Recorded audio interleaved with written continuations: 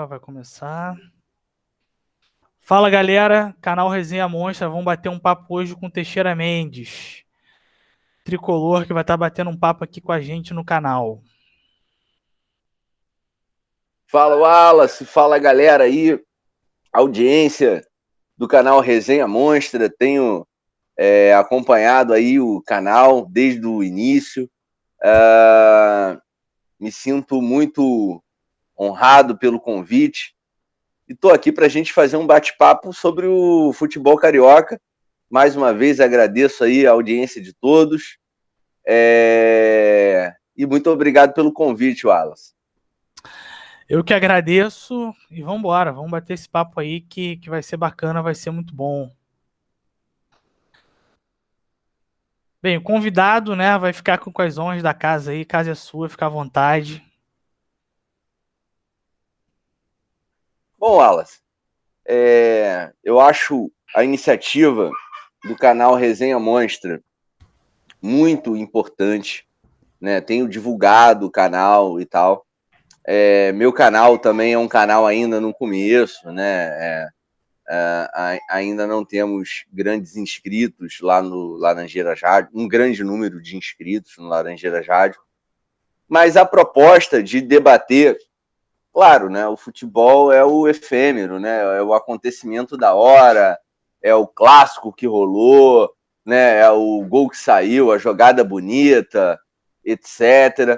Mas eu acho que a iniciativa do canal Resenha Monstra é muitíssimo importante, porque ela se propõe a debater, né, aquilo que está na ordem do dia, mas também os problemas do futebol carioca especificamente. Então eu, mais uma vez, reitero assim, a honra de estar participando aqui do canal Resenha Monstra para a gente fazer uma discussão sobre a crise do futebol carioca que se arrasta aí por décadas. É verdade, Teixeira. Esse vídeo não é um tema sobre a bola especificamente, né? A gente vai falar sobre a crise do futebol, né? Que o resultado está aí, né? Botafogo e Vasco na segunda divisão, um estado que tradicionalmente tem 4 clubes na primeira divisão, reduziu em 50%, né? Precisando em 2001, vamos ter apenas 2 clubes na primeira divisão. Teixeira, então vou pedir para você fazer o seu balanço aí, falar um pouco dessa crise no futebol carioca, né? Falar um pouco dos caminhos que nos levaram até aqui. Fica à vontade, meu camarada. Wallace, eu acho que o ano paradigmático, sem entrar em maiores detalhes, porque isso renderia uma outra live, né? Um outro bate-papo entre a gente, né? Eu acho que o ano paradigmático é o ano de 1987. E por que eu coloco isso? Muita gente coloca a polêmica, né? Quem é o rubro-negro campeão de 87? Não vou entrar nisso. Estou falando com flamenguista. Não, é uma provocação. Mas o problema ali, galera, não é a polêmica maior, do meu ponto de vista, posso estar enganado. Gosto de debater, portanto posso estar enganado. Não é o ano de 87, é o ano de 86. Porque ali você tem uma série de problemas com a organização do futebol brasileiro, um ano de Copa do Mundo, etc. Né? E vários problemas acontecem, um campeonato vai parar na justiça. Em resumo, Vasco entra na justiça, Portuguesa, e diversos clubes acabam entrando na justiça ali, e a CBF, digamos assim, por conta de um imbróglio jurídico, né, um campeonato muito mal organizado, em 86, tá? Ela acaba abrindo mão, digamos assim, de organizar um campeonato brasileiro em 87, depois ela volta e tem essa polêmica toda aí, quem é o rubro-negro campeão. Pelo amor de Deus, isso não é uma provocação. Mas o que acontece ali que tem a ver com o futebol do Rio de Janeiro, notadamente com os clubes de menor investimento ou com os clubes que não são os clubes do G4, como bem frisou o nosso amigo Wallace Borges. Bangu, minha gente. Ziriguidum 2001, Carnaval nas Estrelas. Né? Quero ser a pioneira. Aí erguei minha bandeira. Né? Foi o vice-campeão brasileiro de 85. Em 86, o América da Tijuca, da rua Campos Sales, que faz esquina ali com a Marise Barros, cuja sede está sendo demolida, o América fica em terceiro e perde para o São Paulo em 86, que foi o campeão em cima do Guarani. E ali nós tínhamos, além dos 4, essas 2 potências se perderam completamente a partir de 87. Ali começa a decadência de América e Bangu. Porque em 87, o Clube dos 13 organiza um campeonato, excluindo esses 2 clubes. Eles disputam o campeonato da CBF, depois tem aquela polêmica lá, a gente não vai entrar nisso. E, para mim, a crise do futebol carioca começa em meados dos anos 80. Já falei, não vou conseguir esgotar isso daqui numa fala, seria um assunto para um bate-papo só. Só o que aconteceu no ano de 86 e 87. Mas, para mim, a crise do futebol carioca começa no ano de 1986. Cara, bacana você trazer esse recorte histórico aí pra gente, né? Muita gente não lembra disso. Se você falar que o América vai muito bem em 86, vou fazer um recorte um pouquinho mais, né? Em 85 o Bangu é finalista, em 86 o América vai muito bem, e em 87 o Flamengo é campeão, né? E salvo engano o Vasco ganha em 89, né? Não... Ganhou em 89, o Vasco. Em 86 o Fluminense ganha do Vasco? Não, o Fluminense ganhou em 84. Então, para você ver, né? 84 Fluminense, campeão. 85 Bangu, finalista. 87 Flamengo, campeão. Enfim, a gente tinha o futebol carioca estava em evidência, né? Muito, muito bem representado.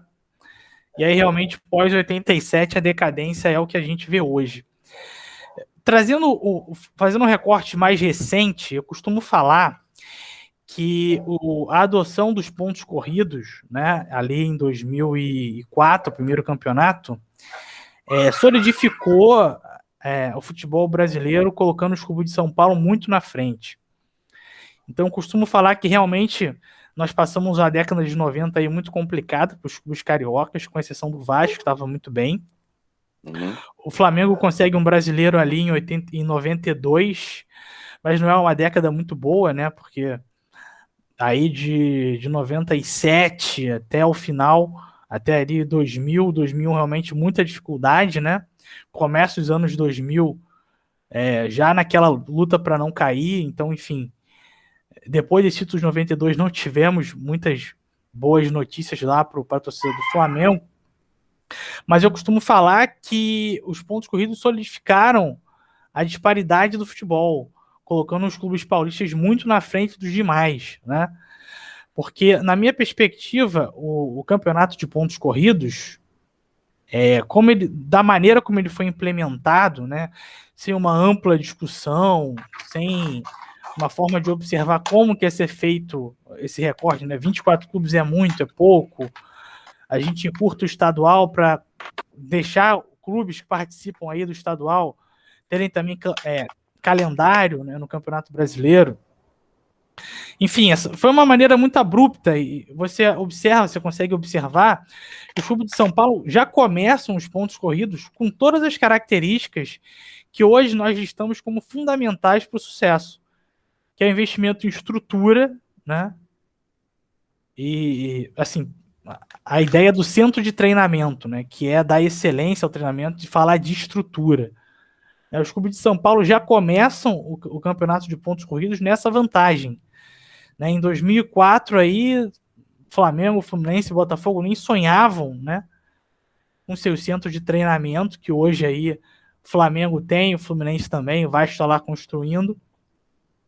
Então, eu costumo falar que os pontos corridos foi algo muito importante, porque ele ele solidifica uma estrutura desigual, onde os clubes de São Paulo estão na ponta, estão na liderança, por diversos motivos, né? Um campeonato que eles conseguiram aprovar junto à CBF, com uma articulação. Não consigo dizer agora se os paulistas são os maiores campeões, mas eu creio que sim. O estado de São Paulo tem mais títulos desde de 2004 para cá.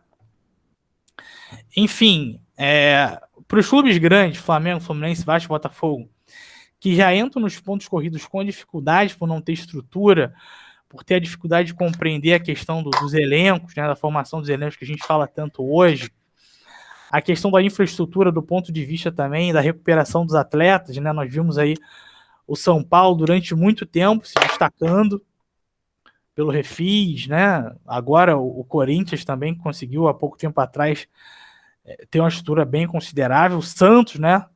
Quem não lembra do Santos com filé, que era muito bem visto, né? Enfim. Trazendo para o recorte mais recente, costumo falar que os pontos corridos foi a pá de cal realmente, né, no futebol carioca, para além dos 4 grandes. Os clubes grandes já começam dificuldade, e aí você pensa, pô, se está difícil para o Flamengo, para o Fluminense, Botafogo, para o Vasco, imagina para o Bangu, para o América, para outros clubes menores, né, com investimentos aí, orçamentos menores, como ia ser para esses clubes passar a competir a ponto de chegar na Série A e B aí do Campeonato Brasileiro. Então eu faço esse recorte. O campeonato de ponto corrido realmente solidificou uma estrutura onde os paulistas lideram e os outros estão correndo atrás até hoje aí. Wallace, Diga. Eu não vou entrar nessa questão das finanças, da economia. Você sabe muito bem que eu sou um analfabeto nesse assunto, que tudo que acontece na economia eu pergunto para você, que você é o meu guia. Sem você eu não sou nada nesse campo da economia e das finanças, né? Você que é autoridade no assunto. Eu posso fazer a abordagem num outro caminho, que é não na esfera da administração, da economia, mas na esfera histórico-política. Eu acho que você pega o gancho correto, pelo menos, se não for correto, eu concordo. Se você estiver errado, eu junto contigo. Você frisou bem, né? Fluminense campeão em 84, mas antes tem o bi do Flamengo, né? Em 82, 83. 82, 83, o Fluminense em 84, o Bangu vice em 85, 86 o América fica em terceiro, aí vem 87, aí é outra história. Mas quando entra a década de 90, eu era criança e essa coisa do CT era o CT. Todo mundo tem que ter CT. E São Paulo saiu na frente. Mas São Paulo é o coração burguês do Brasil, digamos assim, né? São Paulo é o berço da modernidade. E foi quando o futebol, nos anos 90, saiu dessa era, digamos, romântica para uma era moderna. A década de 90 foi a transição. E o que é o CT? O CT é um centro de treinamento, claro, o próprio nome já diz. Mas ele é o centro de aplicação da ciência ao futebol. Naturalmente, seria São Paulo, pelo grau de desenvolvimento que São Paulo tem aqui na periferia do capitalismo. Já rolava na Europa há mais tempo essa coisa da aplicação da ciência ao esporte. Agora, eu só discordo de você num ponto. Ponto corrido. Ponto corrido não ajudou São Paulo. Ponto corrido matou São Paulo. E matou o futebol brasileiro. E isso é um ponto polêmico no meu posicionamento do futebol. Mas matou São Paulo, Teixeira, mas os paulistas e tal, etc. e tal. Quando é que começa o ponto corrido? Começa em 89, com a criação da Copa do Brasil. No fisiologismo da CBF, eles criaram a Copa do Brasil. Por quê? Você pega as federações todas, e dá um campeonato nacional para cada uma delas disputar, e aí você começa um projeto de implementação dos pontos corridos. E aí começaram a reduzir o número de times na elite. Se você pegar o campeonato de 92 ou 93, vai me falhar a memória, o campeonato de 93 já tem 20 times dividido em 2 grupos. Quem matou o ponto corrido? O Grêmio, que tinha sido rebaixado e não conseguiu subir. E fizeram uma virada de mesa para trazer o Grêmio, que ficou em 12º lá na segunda divisão, tá? Porque o projeto era implementar o ponto corrido desde os anos 90 com a criação da Copa do Brasil. Por quê? Você restringe a elite, faz um ponto corrido com 20 clubes, 22, e o fisiologismo político da CBF, você distribui via Copa do Brasil. Pode olhar no mundo. O Brasil sempre teve raras exceções dos anos de 67, 68. Nós tivemos 2 competições nacionais, mas por motivos políticos diferentes, num contexto histórico diferente. Mas a Copa do Brasil ela é criada em 89 pelo Clube dos 13, Fábio Koff, foi presidente do Grêmio, político do Grêmio, e pelo senhor Eurico Miranda, para já implementar esse campeonato de ponto corrido. Não dá certo porque o Grêmio não sobe. Aí, entre aspas, incham o campeonato.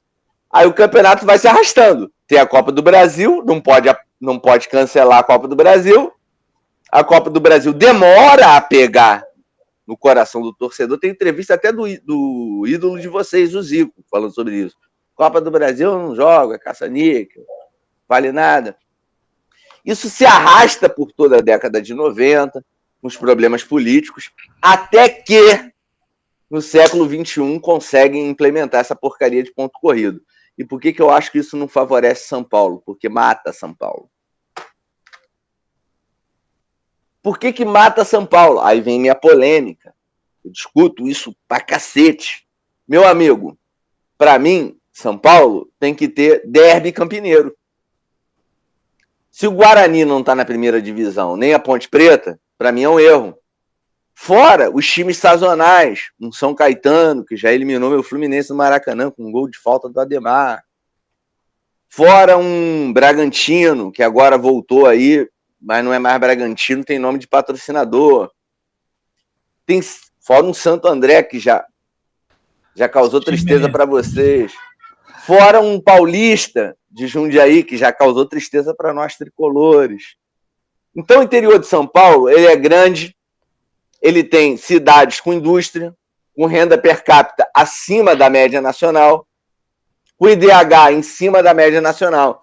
Esse campeonato de ponto corrido de 20 clubes, ele agride São Paulo, porque São Paulo é muito maior do que isso que está aí. Muito maior. Tem muito mais clube em São Paulo. E ele faz uma segunda coisa, além de matar São Paulo, ele tenta matar o Brasil. Por quê? Ele expulsa o Nordeste. Agora tem aí o Ceará, o Fortaleza, um ou outro, mas geralmente o campeonato tem pouco nordestino. Fora o Norte com repar. Fora o Rio Grande do Sul. Fora o Sul do Brasil, de uma forma geral, que tem lá nos seus interiores Juventude, Caxias, no Rio Grande do Sul, fora a Santa Catarina com Criciúma. Então é um campeonato que mata São Paulo e mata o Brasil. Não vejo vantagem de São Paulo. Esse é o ponto polêmico que eu coloco. Por último, né, sobre essa coisa aí do campeonato favorecer São Paulo, teve uma época de hegemonia do Rio também. Flamengo ganhou em 2009, Fluminense em 2010, aí tem 2011 Corinthians, Fluminense ganha de novo. Não seja por isso, Flamengo é o atual bicampeão brasileiro. Então, não favoreceu São Paulo, matou São Paulo. Porque tirou de São Paulo aquelas cidades fortes com clubes fortes, com renda per capita acima da média nacional, com IDH acima da média nacional. Não só matou São Paulo, matou o Brasil. Sou contra pontos corridos. É isso. Boa declaração. Achei bacana esse nosso debate. Agora vamos para outro ponto, que a galera mandou mensagem para a gente fazer essa discussão. É uma coisa que eu queria te perguntar também, que você é um cara que também acompanha os clubes de menor investimento, né? Ano passado a gente estava discutindo sobre os times carioca que estavam na Série D, né? Lembro de um papo que eu tive contigo, e a galera tava mal, acho que acabou o Friense, estava razoavelmente bem, né? Mas acabou não indo tão longe. Cara, eu queria que você falasse pra galera aqui do canal o seguinte, cara. Se você vê aí no médio e longo prazo a volta dos times cariocas aí a ter um maior destaque. Você acha que Botafogo e Vasco voltam a ser forte no médio e longo prazo? E você acha também que a gente pode ter aí mais um clube carioca na Série A, já que você falou do Flamengo que está se reorganizando, o Fluminense também está se reorganizando, né? Você acha que pode vir mais gente aí, mais outros clubes, como Volta Redonda, por exemplo, o Macaé, que até pouco tempo disputou a segunda divisão? O que você acha, Teixeira? Fala aí pra galera. Olha, futurologia não é comigo e eu quero ser bastante honesto com o torcedor que acompanha o canal Resenha Monstra, tá? Antes do Macaé, eu lembro do Volta Redonda, do Americano, na época de hegemonia de Campos, né, dos políticos de Campos na Ferj. O Volta Redonda não, desculpa. O Americano chegou à segunda divisão durante um tempo, acabou sendo rebaixado, e aí veio a desgraça lá do futebol de Campos, tá? Agora o que acontece é o seguinte, eu acompanho a quarta divisão, sempre tem um carioca, né? Principalmente o Bangu, que é um clube que eu tenho um carinho. O que eu vejo é o seguinte, esses clubes, eles são clubes que são prejudicados pela Lei Pelé. Claro, a Lei Pelé é outra história daquela, é um bate-papo à parte da gente, né? Vamos falar só sobre a Lei Pelé. Mas, de uma forma geral, eu vejo o enfraquecimento do clube pequeno, né? Pelas mudanças na lei do passe causada pela Lei Zico, de 93, complementadas pela Lei Pelé. Tá?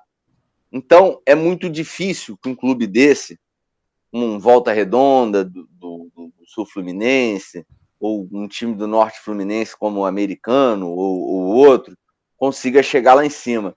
Agora, foi o que eu falei, eu não sou dono de futurologia, eu não sei nada do futuro. Tá? Agora, nada impede, nesse futebol maluco, que venha uma empresa e compre um clube da Baixada Fluminense e, de repente, o clube sai lá da quarta divisão, nesse futebol totalmente dominado por uma lógica de mercado, compra uma suposição, tá? Só para a galera que é ouvinte, é só uma suposição, tá? Não estou aqui antecipando informação nenhuma. Os caras compram o Tigres. O Tigres tem uma dívida baixa, suposição, tá, gente? Os caras pegam o Tigres e, de repente, em 5 anos, o Tigres aparece na segunda ou primeira divisão do Brasileiro. Gente, até ontem, vocês sabiam quem era aquele time do Centro-Oeste que subiu agora? Cuiabá. O Cuiabá? O Cuiabá é um caso clássico disso. Pode ser que isso aconteça no Rio, pode Cuiabá ser que de não 2011, aconteça. salvo engano. Exatamente. Pode ser que fundem um time aí do nada. Esse é o problema. Então, assim, eu não consigo fazer esse exercício de futurologia. Para terminar, sobre Botafogo e Vasco. Já fiz muito vídeo sobre Botafogo e Vasco lá no canal Laranjeiras Rádio. Me preocupa pela importância histórica e cultural dessas duas grandes agremiações. Assim como me preocupa o apagamento do Nordeste e do interior de São Paulo, do Rio Grande do Sul, de Santa Catarina e do clássico Repar no Norte. Eu acho que o futebol é um elemento de unidade nacional e o futebol tem que contemplar a unidade nacional, né? E Vasco e Botafogo me preocupam. Agora, vem uma lei aí que abre a possibilidade para uma virada de mesa, né? Fiz até um vídeo falando sobre isso.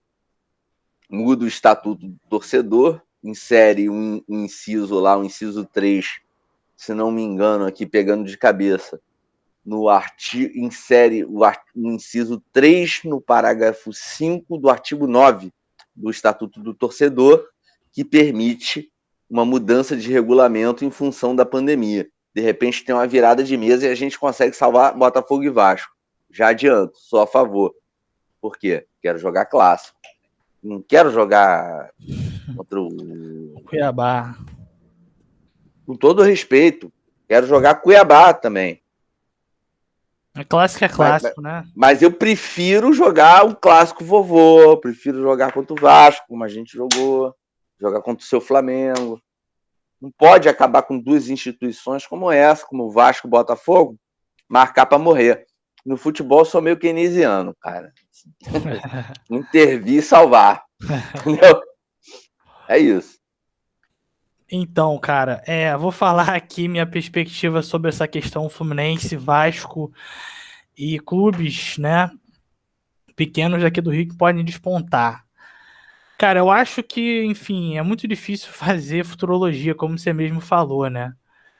Assim, pensando que o campeonato brasileiro hoje está consolidado em relação a pontos corridos, acho que não há uma discussão ampla que pressione para a inclusão de clubes. Acho que 20 clubes realmente, até com os clubes grandes caindo, é aquela coisa que acontece também na escola de samba, né? O grupo especial é muito pequeno, porque a fatia do bolo fica maior para todo mundo que está ali, né? Antes, quando você tinha mais gente no grupo especial, você dividia o bolo com mais integrante. No futebol, pelo menos no Campeonato Brasileiro, ao que me parece é isso aí, né? Eu acho 20 clubes bem pouco, acho que 24 seria muito bom. 24 clubes acho que estava razoável, né? Mas acho que não tem uma pressão grande para mudar de 20 para 24. Então, assim, pensando num cenário em que o campeonato continua com pontos corridos, continua com 20 clubes, eu acho que Vasco e Botafogo tendem a ter dificuldade para voltar. Botar um time na primeira divisão, cara, não é fácil. Eu vi recentemente uma entrevista com um cara que trabalhava lá no América Mineiro, na América de Minas, e me falou, cara, o nosso clube é bem sólido, entendeu? Tem pouca dívida, nossas divisões de base são super eficientes, revelam muitos jogadores, né? O mais recente aí, o Richarlison, que o Fluminense pescou, mas começou lá no América Mineiro. Entre outros, né? Teve o Wagner também, né? Campeão lá pelo Fluminense, né? E pelo Cruzeiro. Enfim, o que ele falou foi, olha só, o clube é super sólido, dívida é baixa, nossa categoria de base é boa, só que botar um time na Série A em nível competitivo é muito difícil. E a gente não consegue. A gente consegue ali, realmente, a gente chega para brigar para não cair. E como o Botafogo e Vasco estão com a dívida muito grande, né? E agora tá realmente muito difícil de jogar a dívida para frente. Tá cada vez mais difícil renegociar dívidas que não são com o Estado. Acho que a tendência é sofrer bastante, né? E porque não é só a questão de equacionar as dívidas, tem que reestruturar a categoria de base, reestruturar uma série de setores que passam a ser fundamentais. E nisso eu destaco alguns clubes do Rio aqui que eu acredito que no médio, longo prazo possam ter chances, né, de ascender aqui no cenário nacional, que é o Volta Redonda e o Resende, lá do Sul Fluminense, e o Macaé. Acho que o Macaé também é uma equipe que chegou à segunda divisão, realmente não conseguiu dar o start, acho que no último momento ali brigou para realmente subir, mas foi aquela coisa, né, do time pequeno com pouca torcida que não consegue dar o o sprint final, mas eu acho que, pelo que eu venho acompanhando do Resende e do Volta Redonda, que estão montando uma estrutura legal, e tem uma galera chegando junto financeiramente, né? Não sei se você está por dentro, mas o Resende tem uma parceria com o Lyon da França. Inclusive a camisa, se você reparar, tem as cores hoje lá da França. Estão fazendo um CT bacana lá em Resende. Acho que são clubes que podem daqui a pouco tempo aí estarem chegando, apesar de ser muito difícil. Volta Redonda idem, né? Uma equipe está se estruturando, está investindo em categorias de base. E o Macaé eu falo porque realmente o Macaé estava numa crescente, a cidade de Macaé é guiada pelo setor petrolífero, né? A cidade conseguia colocar uma quantidade de dinheiro bacana no clube. Aí a gente vai entrar num ponto polêmico de política em relação ao futebol, né? Que realmente a Lava Jato destruiu a cadeia de petrolífera aqui no Rio de Janeiro, e realmente a cidade de Macaé perdeu muitos recursos e, obviamente, o futebol não era prioridade. Enfim, o time foi aí pro vinagre. Mas eu acredito que se tiver uma reestruturação desse setor, a cidade volta a ter protagonismo, podendo ajudar muito, né, o futebol, o clube lá de Macaé. E repetindo aí, copiando o que acontece lá em São Paulo, né? São Paulo, as cidades investem muito nos clubes, né? E acho que o caso mais recente disso, de ajuda das prefeituras no futebol, é o Ituano, né? Uma equipe de São Paulo que colocou um jogador que é titular na Premier League, que é o Gabriel Martinelli, né? Ou seja, uma cidade que tem um orçamento bom, consegue ajudar o futebol, o clube consegue fazer um investimento bacana na categoria de base, e colocou um jogador lá na Premier League, né? Então acho que o Macaé, se a cidade voltar a ter aí grandes investimentos, a cadeia petrolífera voltar a bombar, pode botar um time de novo na segunda divisão e talvez aí conseguir alguma coisa na primeira, né? Porque não é só Vasco e Botafogo que estão em crise, né? O Cruzeiro também está em crise, está com dificuldades. Então, esses clubes aí que são mais ajeitados, mais arrumadinhos, podem ter vaga na Série A nos próximos anos. Então, sem fazer futurologia, fazendo aposta, eu apostaria aí em Volta Redonda e Resende, além do Macaé, em estar beliscando alguma coisa aí na segunda divisão, ou quem sabe na primeira.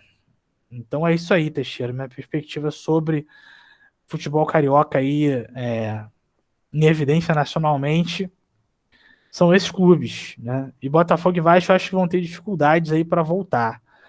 Acho que no curtíssimo prazo, 2021 e 2022, pode vir a subir o campeonato da Série B. Tem essas arrancadas finais, a galera acaba subindo ali, ganhando a quarta vaga ou a terceira vaga, mas eu acho que vai ser muito difícil, porque são clubes que já estão mostrando agora, né, no Campeonato Carioca, a dificuldade, né? Botafogo e Vasco não ocupam as primeiras colocações do Campeonato Carioca, que tem equipes da quarta divisão e tem equipes sem divisão, né? Várias equipes aí não têm divisão nacional para disputar, o que mostra que a Série B tende a ser muito difícil também. E é isso aí, Teixeira. Wallace, eu sou um comentarista amador. Você me permite um minuto? Eu fechei o microfone aqui só para dar uma pacificada no quintal em relação aos cães. Sem problema, Tá vazando sem um som problema. horrível. Você toca o programa 2 minutos, volta em 2 minutos para Te comentar aguardo, coisas sem problema. bem importantes que eu anotei aqui. Pode fechar tua câmera, daqui a pouco a gente continua. Não, internet é isso, ainda bem que a gente não é da Globo, né?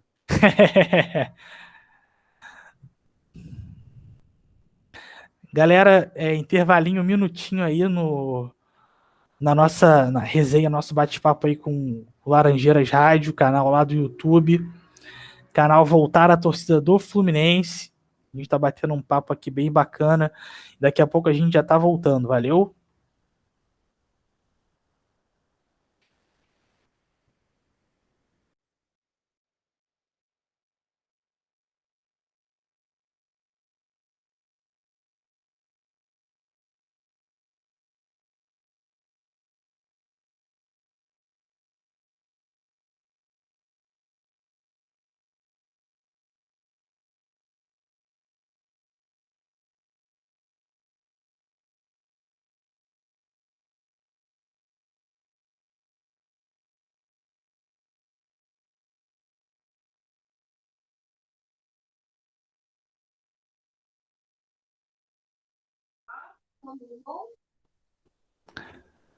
Pacificado, Teixeira.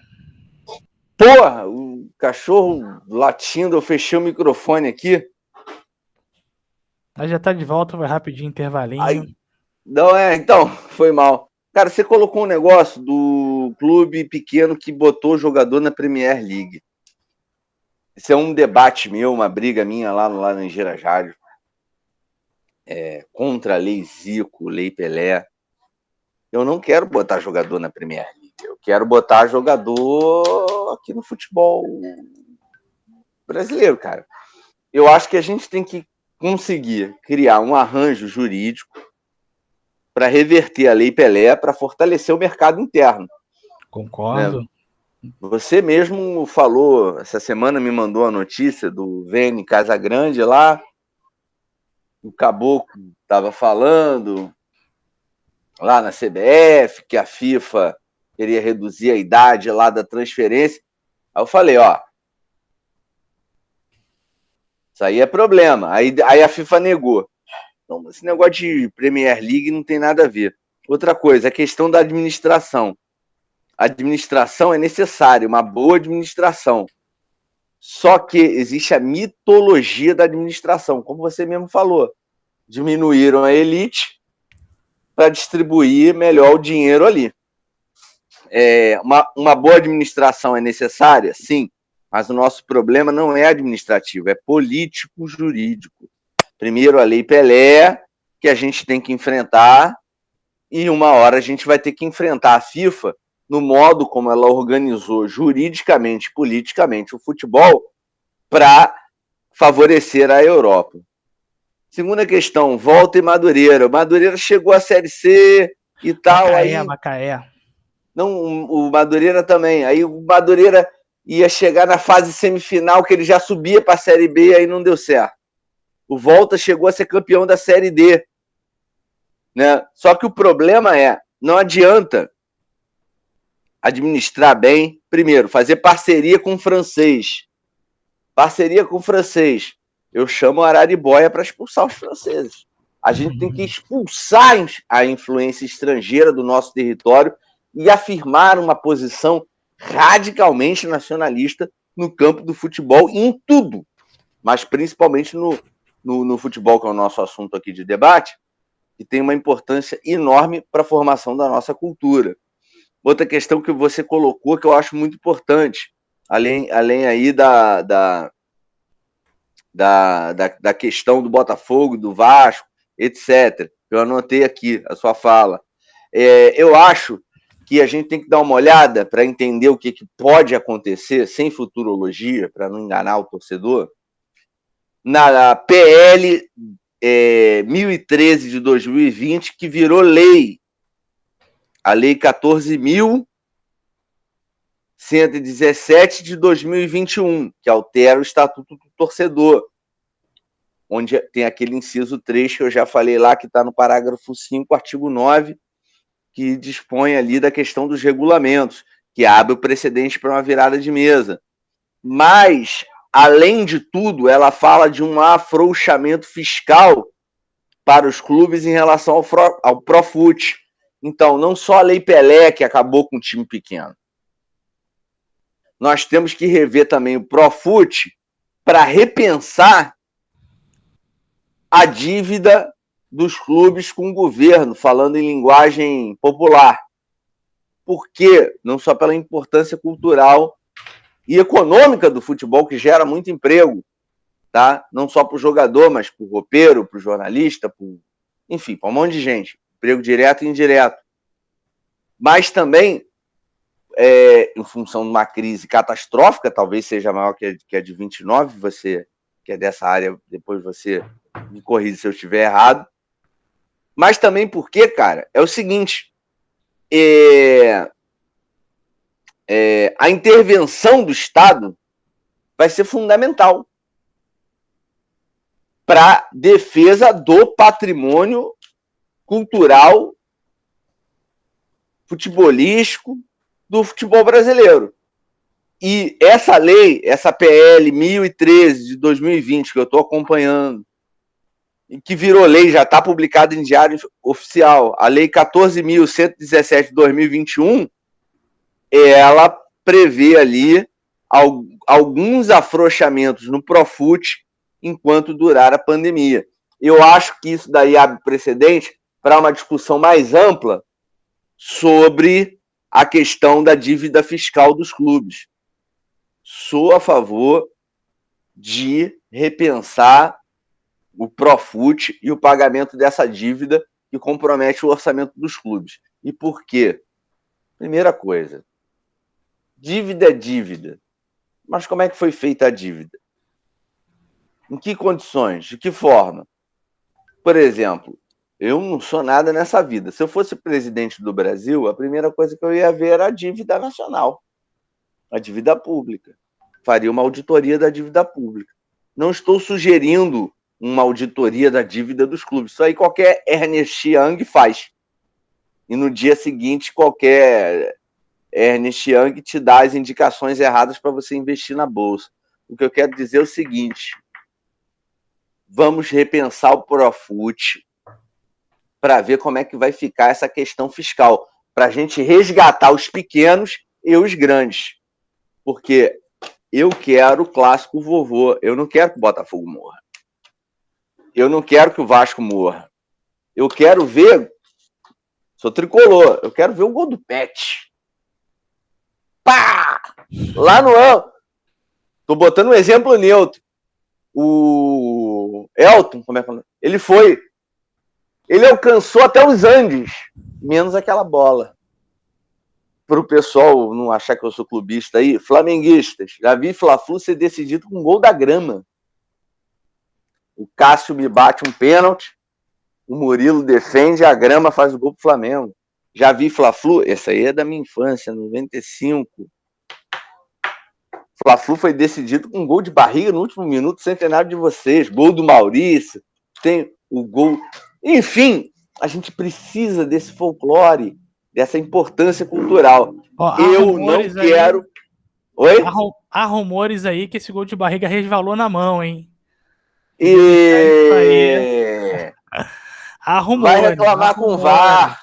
É o VAR retrô. Eu assisti Canal 100. VAR 100 eu não assisti ainda não. Mas a brincadeira é essa. Então tem que voltar essa brincadeira, torcedor. Futebol é lúdico. Sem Vasco e Flamengo, a gente não tem o lúdico. A gente não tem com quem brincar. Vai brincar o quê? Só a gente, Fla-Flu? Fla-Flu é muita coisa. Como o Wallace brincou aí. Há rumores que resvalou na mão. Mas a gente vai fazer a brincadeira o quê? Só o tricolor e o flamenguista? Não, tem que botar todo mundo. Tem que botar o Nordeste, interior de São Paulo. Tem muita gente. Eu defendo um campeonato muito maior do que está aí. Eu acho que a gente precisa de pelo menos 40 clubes da primeira divisão. É isso. Generoso, hein? O senhor é um homem generoso. Gosto do senhor, que você é um cara sério, generoso, um grande coração. 40 clubes aí. É para quem tem um coração, ó, gigante. Mas eu só vou fazer uma observação aqui de algo que você falou, cara. A gente está chegando no limite do nosso tempo aí. Já estamos caminhando para a reta final. Você falou em relação à Premier League, né? Que não queria ter um jogador na Premier League. E, enfim, falou da Lei Pelé, etc. Eu sou um crítico também da Lei Pelé. Acho que ela é muito problemática. Ela faz os clubes terem que ter um nível de planejamento gigantesco, né? Assim, que é muito complicado. A Lei Pelé realmente é muito difícil, né? Acaba que os clubes, na maioria das vezes, né, se a gente for colocar em estatística, acaba ficando na mão dos jogadores, né? Hoje, clubes como o Flamengo e como o São Paulo e como o Palmeiras conseguem aí manter seus atletas, conseguem renovar com os melhores, mas a ampla maioria acaba aí colocando os clubes na mão dos empresários, né? Mas eu falei do Ituano colocar um jogador na Premier League, é porque o que eu valorizo disso é o seguinte, cara. Como que o Ituano, uma equipe pequena do interior de São Paulo, conseguiu achar um moleque bom de bola pra cacete?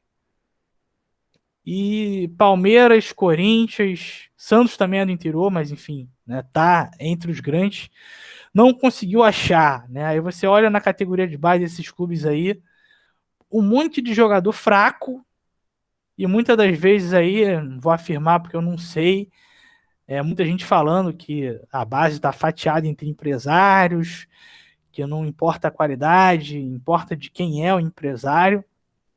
E a gente vê um clube pequeno, Ituano, de Itu, cidade de São Paulo, conseguindo formar um moleque que desponta direto para a Premier League, né? Então, assim, eu acho isso algo impactante, assim, como que os outros clubes grandes, com tudo que tem a oferecer, a história, os títulos, né, o protagonismo, não conseguiu atrair esse jovem, né?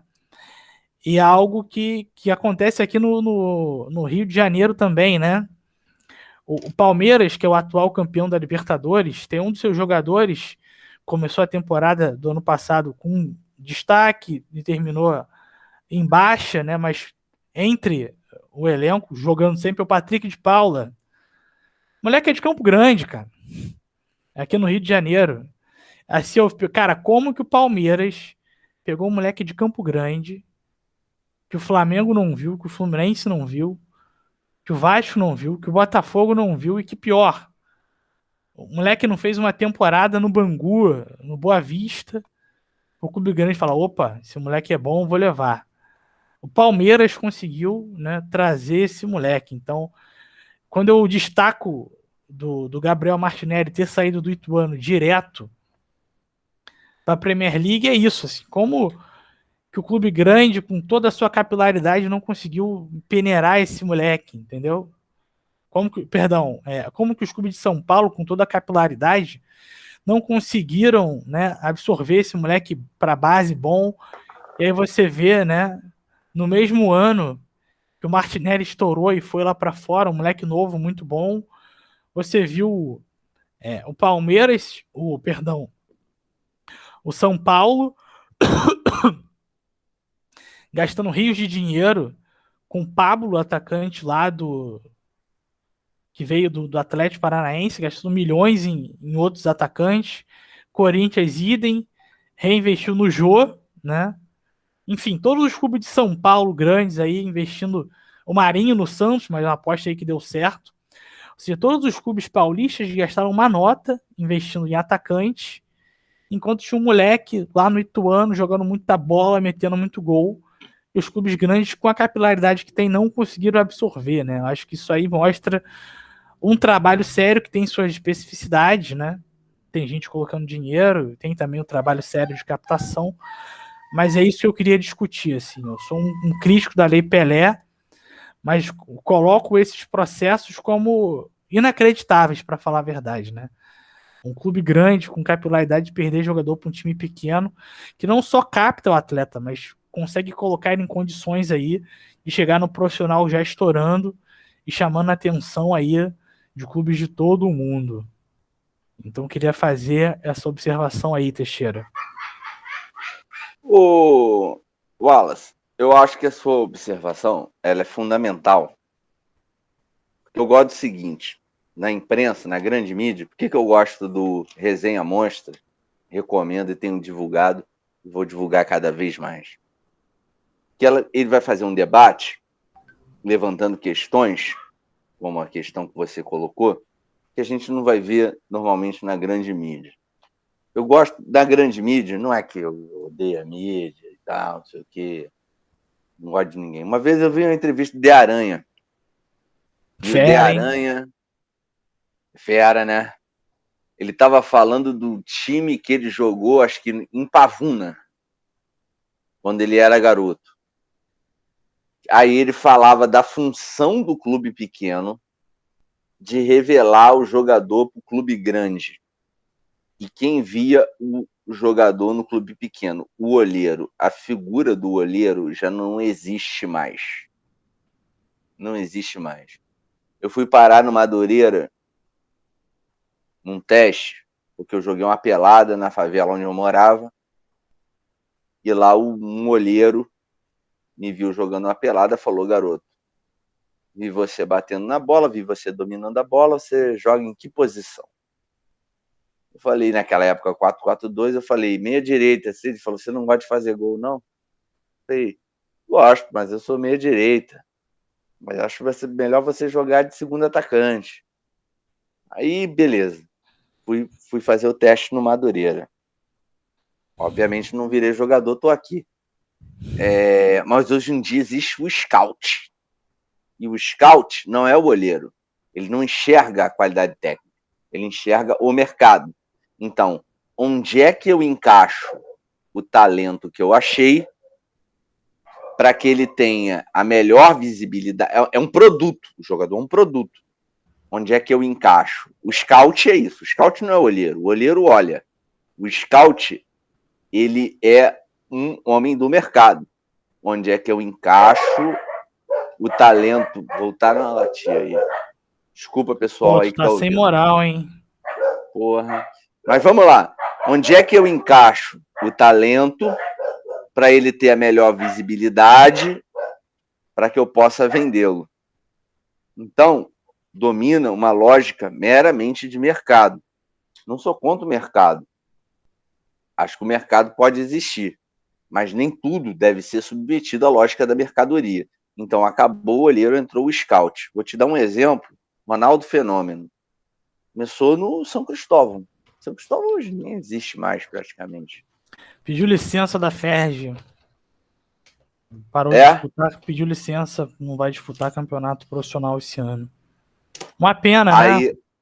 Aí te condenou à morte. A Lei Pelé condenou à morte. Qual é a pena por Olaria? Por nos ter dado tetra com o Romário. Qual é a pena de morte do São Cristóvão por nos ter dado um Ronaldo? É isso aí. Eu sou contra a Lei Pelé e por isso que eu acho que a gente tem que reorganizar políticos juridicamente para defender o mercado interno. Mas aí vem o scout. O scout pensa de outra forma. Matheus Babi, já estão falando que ele tem que sair do Botafogo para ir para o Fluminense. Eu não quero. Não é porque eu sou contra o Matheus Babi. É porque eu não quero jogador do rival. O jogador não pode sair de um clube rival e ir para o outro, da mesma cidade. Isso é loucura. Isso é antiético. Por quê? Porque o Fluminense está na Libertadores, o Botafogo está na Série B. Espero que não, espero que tenha essa virada de mesa, entre aspas, muito boa aí, com essa mudança na lei que eu já citei. Não quero o Matheus Babi no Fluminense. Eu quero o Matheus Babi no Botafogo, se ele for bom, para jogar contra a gente. Por quê? Porque o scout já está vendo que ele vai ter mais visibilidade no Fluminense que vai jogar Libertadores. Por quê? Porque ele já está pensando em pegar essa commodity, o ser humano joga, o jogador ser humano. O ser humano virou commodity no futebol. Ele vai pegar essa commodity, vai dar uma valorizada e daqui a pouco ele mete no mercado turco, no mercado grego, no mercado português e ganha grana. E aí, meu amigo, é só uma luta antiga minha que eu já faço há alguns anos na comunicação independente no futebol. Temos que pensar a Lei Pelé, rediscutir isso daí, nacionalizar a economia nacional no futebol. Meu amigo, como é que o cara do Ituano foi parar na tal da Primeira Liga? Eu chamo de campeonato inglês. Eu não sei falar Premier League. Se eu falar Premier League, eu tenho até problema na língua, não sei falar inglês. Ele foi parar lá por causa do scout. O scout sabia que o Ituano era o melhor meio de dar visibilidade para ele, porque se ele fosse para o Palmeiras, ele ficaria no banco de repente, porque tem muito jogador no Palmeiras. Se ele fosse para o São Paulo tem um certo comprometimento ali com resultado. Oh, esse garoto aí eu não vou apostar. No Ituano ele tem espaço. Campeonato Paulista, ele tem visibilidade. Então quem manda é o scout, não é mais o olheiro. Não existe mais olheiro. Então, meu amigo, vamos repensar, por isso a importância aqui do canal Resenha Monstra, que é fazer o debate que a grande mídia não faz, um debate reflexivo, sério. Também vamos descontrair, falar do jogo, falar da rodada, falar do drible, fazer a brincadeira, brincar com o rival e tal. Mas por isso eu acho importante ter também um canal que levante essas questões. Ele só foi para o Ituano porque o scout sabia que lá ele teria espaço para ele conseguir vender e ganhar o dinheiro que ele tinha que ganhar. Inclusive, né, o clube também, a sua parcela, o jogador também, enfim. Mas é isso aí, Wallace. É muita coisa para discutir. Muita resenha, né, Teixeira? Uma pena esse papo não tá rolando, né, num bar, uma cervejinha. Resenha tá aqui. Deu mole. Não, a gente precisa de calor humano, né? Saudade de estar num bar, de pedir uma cerveja. Por enquanto que a gente pode fazer é isso aí, né? Tá longe, mas tá batendo um papo, os problemas persistem, a gente tem que debater a crise, né? Mas enfim, esse é papo que é bom que comece em bar, quando você vê, já tá na alta madrugada, já tá falando do campeonato do Amazonas, entendeu? Que tem um ídolo do seu clube dos anos 2005. Pô, aquele cara jogava no meu time, 2005, tá lá na Amazonas, meteu um gol, apareceu no Fantástico. Infelizmente, a gente, com essa pandemia, não tá podendo, né? A última cerveja que a gente tomou foi aquela do Álvaro Vieira Pinto, né? Pô, resenha boa também, né, cara? Olha quanto tempo tem isso aí, né, cara? Quero nem lembrar. Mas, Teixeira, estamos caminhando para a parte final aqui da nossa resenha, cara. Te agradecer, muito maneiro a gente bater esse papo. Acho que a galera do Resenha Monstra vai gostar muito. Obrigado, né? Você que é do canal Laranjeira Jade, canal focado aí no Fluminense. Pô, maneiro bater esse papo aqui comigo, com a galera do Resenha. Acho que a galera vai gostar.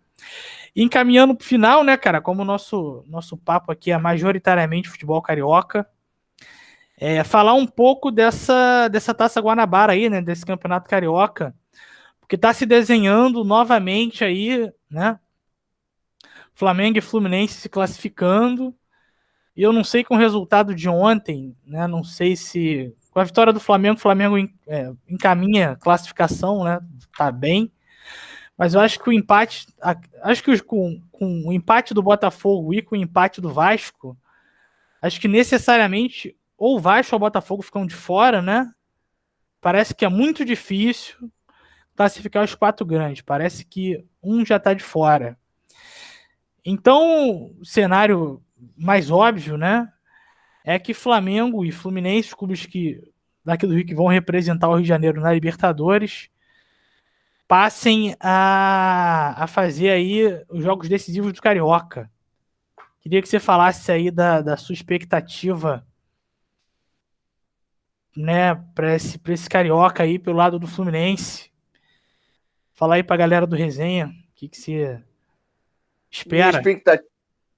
Minha expectativa é a seguinte: o Flamengo vai ganhar o Carioca vencendo o Fluminense, ou na semifinal ou na final. Depois o Fluminense dá o troco na Libertadores, ganhando a final da Libertadores em cima do Flamengo. É isso. Visão quente, hein? Essa aí é quente, eu vou anotar, hein? Não Anota quero aí, não, mas aqui também, eu não vou apostar nada agora não, vou esperar mais um pouco. Mas daqui pra frente a gente pode ver aí uma apostar na cervejinha, entendeu? Porra, claro. Enfim, minha expectativa sobre o Flamengo é boa para essa temporada. Acho que o time é o mesmo, né, do ano passado, que oscilou muito, mas eu sou torcedor, vou torcer. Acho que o Flamengo pode conseguir coisa boa. Sobre o Carioca, a molecada bem, né? A molecada foi bem, conseguiu bastante ponto. Vamos ver aí o que os profissionais comandados pelo Rogério Ceni vão conseguir. Mas reforço que a expectativa é boa. Então, mata. Desculpa. Não, fala aí. Faz o gol, mete o gol, pô. Começou, termina, Não, mete o gol. você que ia falar, eu te cortei sem querer, desculpa. Eu ia falar que a expectativa é boa. Acho que, infelizmente, não vai ter público, né? Mas acho que a coisa caminha para um Fla-Flu decisivo. E eu acho que ia ganhar um peso muito grande, porque são dois times aí. O Flamengo com um elenco recheado de jogadores aí, ídolos do clube já, né? Jogadores que já fizeram história no clube. Vão tentar mais um título, né? Se o Flamengo conseguir chegar aí à final. E o Fluminense com uma molecada que é vista como pelo menos eu vi a imprensa nomeando como geração dos sonhos, né? Uma galera muito boa, molecada aí, já tem muita gente de olho, mas enfim, é uma molecada que joga muita bola, muita habilidade, né? E aí ia ser se assim, caso isso se consolide enquanto final, ia ser um jogaço, né? Tipo, uma molecada querendo aparecer, querendo vencer pelo Fluminense, molecada chamada Geração dos Sonhos aí, incorporada a um dos maiores ídolos do clube, o Fred, e outros jogadores grandes do atual elenco profissional, né? Ia ser um embate bom, essa molecada do Fluminense aí, muito boa, muito habilidosa, muito técnica, contra o time do Flamengo, que também é um time muito habilidoso e muito técnico. Acho que seria uma final de Carioca aí para lotar o Maracanã. Infelizmente não vai ser possível, mas enfim, a expectativa é muito boa para o Fla-Flu, né? O Fluminense ganhou a primeira do ano, acho que uma final para dar um troco aí por parte do Flamengo vai ser uma boa, né? Mas vamos esperar, vamos ver. Tomara que aconteça. Bom, foi o que eu falei, o Flamengo vai dar o troco. Só que na final da Libertadores a gente vai ganhar. Tô brincando, agora eu vou falar sério. Sem a brincadeira de Ó, torcedor. já anotei, já quase apostei a cerveja, hein? Vamos Tá apostar. anotado aqui. Eu acho que o Fla-Flu esse ano vai ser o seguinte: os Fla-Flus vai ser um pouco Palmeiras e Santos ano passado. Né? Um clube bem financeiramente, o outro apostando nos garotos. E a parte do Fla-Flu na final da Libertadores não é brincadeira, não. Eu tô confiante no Fluminense. Se o Roger Machado apostar nessa molecada, a gente tem uns moleque lá insinuantes, assim, um moleque que pega a bola, vai para cima, tem talento, dribla. Kaique, da geração dos sonhos, é um driblador. O Luiz Henrique, que é um pouco mais experiente, é de uma geração mais velha, é um jogador de muita força, muita velocidade, chuta forte. O Fred está empolgado.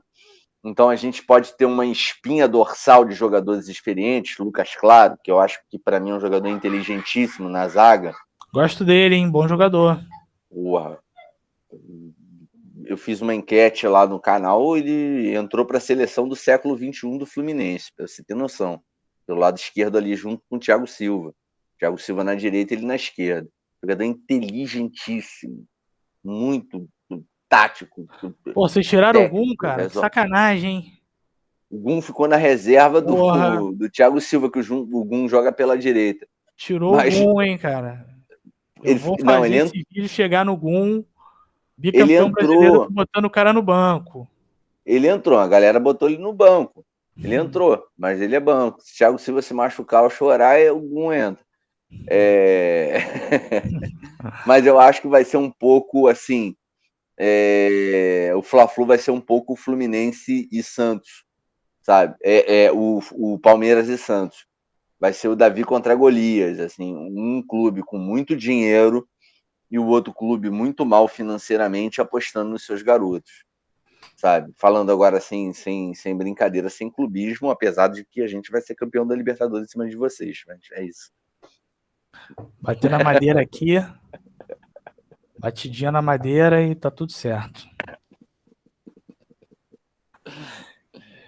Então, Teixeira, tudo certo? Quer algum apontamento aí final? Tamo terminando, hein, cara? Tamo na saideira. Tamo naquela parte chata de pedir a saideira e a conta.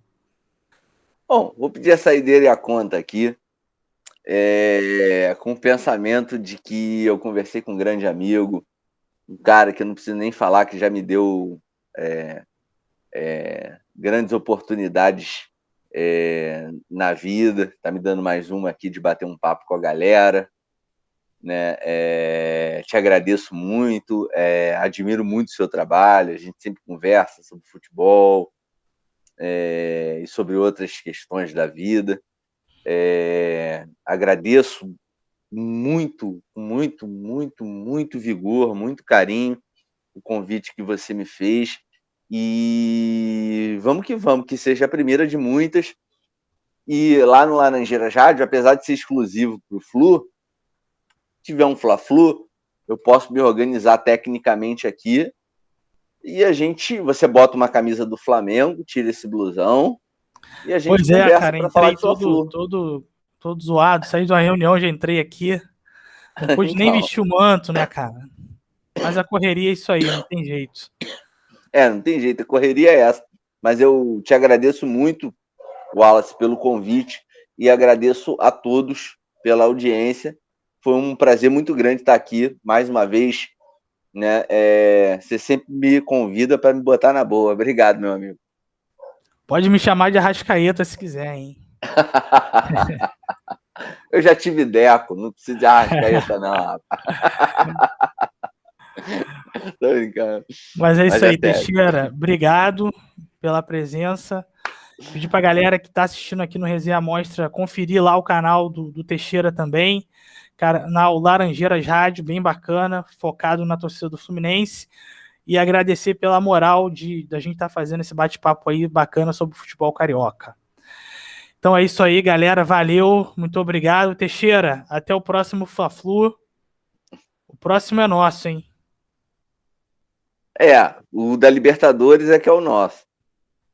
Eu vou apostar uma cerveja nisso aí, hein? Em breve.